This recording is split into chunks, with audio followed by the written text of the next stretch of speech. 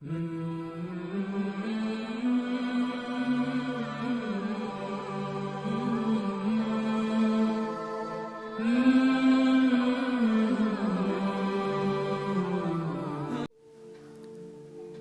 यह नहीं कि तुम अपने मुंह पूरब और पश्चिम की तरफ कर लो, बल्कि नेकी यह है कि आदमी ईमान लाए अल्लाह पर और आखिरत के दिन पर और फरिश्तों पर और किताब पर और पैगंबरों पर, और मान ले अल्लाह के मोहब्बत में रिश्तेदारों को और यतीमों को और मोहताजों को और मुसाफिरों को और मांगने वालों को और गर्दन छुड़ाने में।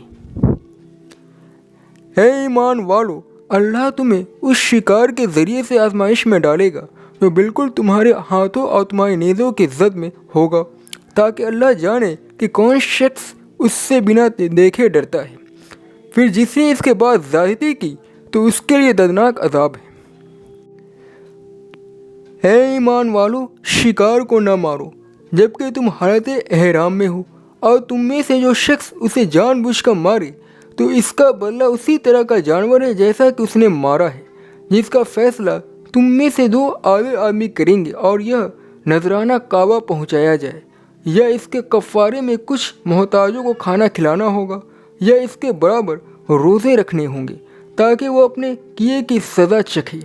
अल्लाह ने माफ़ किया जो कुछ हो चुका, और जो शख्स फिरेगा तो अल्लाह उससे बदला लेगा, और अल्लाह ज़बरदस्त है, बदला लेने वाला है।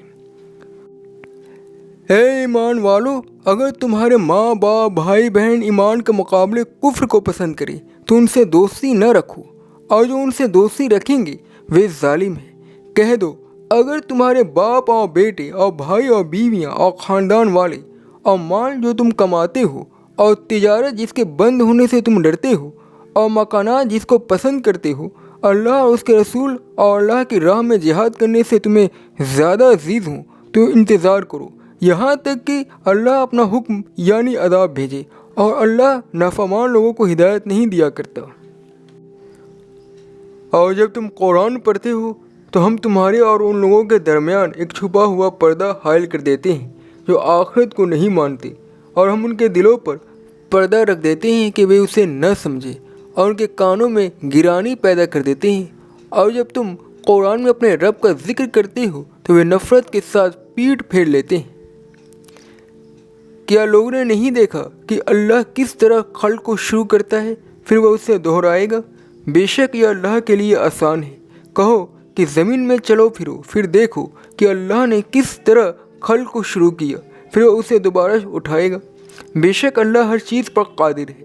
वह जिसे चाहेगा अज़ाब देगा और जिस पर चाहेगा रहम करेगा, और उसी की तरफ तुम लौटाए जाओगे।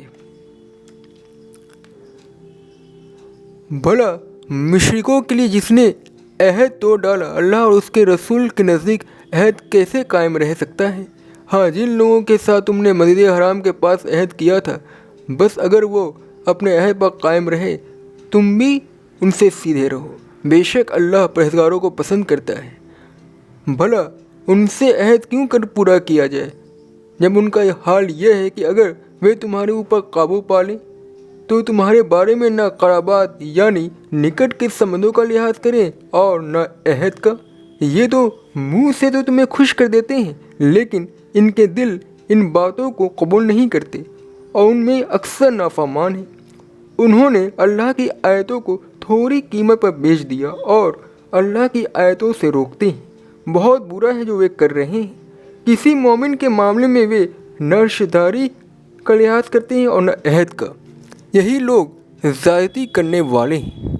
बस अगर वे तौबा करें और नमाज कायम करें और ज़कात अदा करें तो दीन में तुम्हारे भाई हैं, और हम आयतों को जानने वालों के लिए खोल कर बयान करते हैं।